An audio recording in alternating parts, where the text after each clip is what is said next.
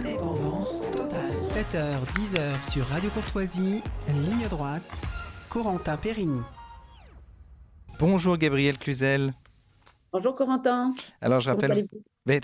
Très bien et vous. Je rappelle que vous êtes la directrice de la rédaction de Boulevard Voltaire et aujourd'hui vous avez souhaité défendre l'honneur des Karen. Oui, je salue également les auditeurs de Radio Courtoisie. Alors oui, défendre l'honneur des Karen, parce que vous savez qu'aujourd'hui, vous ne savez peut-être pas, traiter quelqu'un de Karen est devenu une insulte. Alors c'était dans les années 80 considéré comme un joli prénom. Alors vous êtes trop jeune pour vous en souvenir, Je mais n'étais pas née. la chanteuse Karen Cheryl avait même décidé d'abandonner son vrai prénom, Isabelle Morizet, pour adopter celui de Karen. Alors c'est vrai que Karen Cheryl est moins connue de nos jours. Là, les temps ont changé et ce mépris pour le prénom de Karen, à l'origine américain, gagne la France, comme vient de nous le montrer Daniel Obono. Alors, je vous explique. Marine Tondelier avait osé critiquer la qualification du Hamas sur Sud Radio de groupe de résistance par Daniel Obono. Vous vous souvenez, ça avait fait grand bruit. Alors, qu'a écrit sur X, anciennement Twitter, Marine Tondelier ? Bon, maintenant, ça suffit. Ce qu'il s'est passé le samedi 7 octobre en Israël n'a rien à voir avec de la résistance. Et qui écrit Marine donc Tondelier, qui évoque des propos scandaleux. Alors, ni une ni deux, Daniel Obono a rétorqué. Marine Karen Tondelier, Karen est entre guillemets, va demander à voir mon superviseur qu'elle s'imagine être soit Manuel Bompard, soit Jean-Luc Mélenchon pour essayer de me faire virer. Alors, pour décrypter tout ça, il faut savoir, sinon on ne comprend pas, que Karen, pour traduire tout ça, est devenu aux États-Unis un nom générique méprisant, désignant les mères de famille WASP votant Trump. D'accord, Et on comprend volontiers mieux. anti-vax, du reste.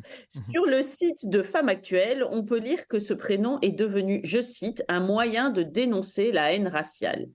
Très répandu, c'est toujours une citation, très répandu aux États-Unis, le terme Karen désigne une femme blanche, généralement âgée de 30 à 60 ans, et ouvertement raciste. L'expression est devenue virale depuis le meurtre de George Floyd. Et le site féminin, donc Femmes Actuelles, de conclure en toute objectivité, ouvrez les guillemets, une chose est sûre, les Karen sont devenus un véritable fléau. Alors, sur le site de BFM, on peut lire également que le prénom Karen est devenu une insulte aux États-Unis.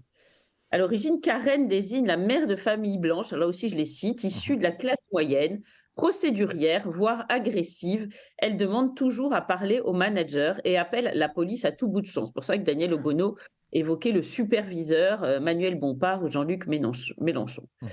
Le site compare les Karen au, ouvrez les guillemets, Kevin en France, supposé ringard et issu de classe populaire, fermez les guillemets, et précise que pendant la crise sanitaire, le surnom Karen s'est encore élargi et intègre celles qui refusent de porter un masque au nom de leur liberté. Vous imaginez quelle horreur. Mais oui, mais alors justement, Gabriel Cluzel, que nous dit en filigrane cette passe d'armes ? Tout d'abord que Daniel Obono est imprégné par le mouvement woke d'outre-Atlantique. Elle en tire ses références et ses expressions. Ensuite, que la NUPES n'est pas prête de se réformer. Mutatis mutandis, Daniel Obono traite peu ou prou Marine Tondelier de bourgeoise versaillaise votant Éric Zemmour, ce qui ne manque pas de sel. Vous voyez, pour LFI, tout est d'extrême droite, même Europe Écologie Les Verts. Soyons logiques, comment le parti pourrait-il signer une nouvelle alliance avec des Karen ?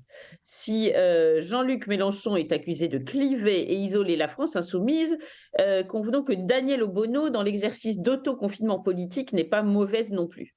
Quant à Marine Tondelier, elle devrait copier 10 fois pour le graver dans son cerveau cette phrase du conventionnel Pierre-Victorien Vergniaud, « La révolution est comme Saturne, elle dévore ses propres enfants ». Et enfin, on peut en conclure qu'il est des prénoms comme Karen, mais aussi Kevin ou Mathéo, que l'on a droit d'essentialiser pour les stigmatiser, mais d'autres pas. Imagine-t-on un député user du sobriquet Mustapha ou Mohamed pour désigner de façon globalisante des individus portant telle ou telle caractéristique supposée déplaisante ? Si c'est insupportable pour l'un, pourquoi ne l'est-ce pas pour l'autre ? Alors, toujours sur le site de BFM, on peut lire « Le prénom est désormais lourd à porter pour les vraies Karen. Certaines auraient même préféré prendre des surnoms pour éviter les éventuelles moqueries.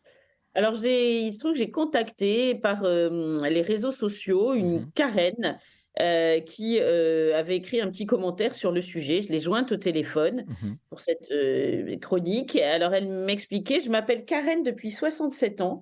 Je suis fière de mon prénom et je l'adore, mais il a été dévoyé pour des raisons politiques.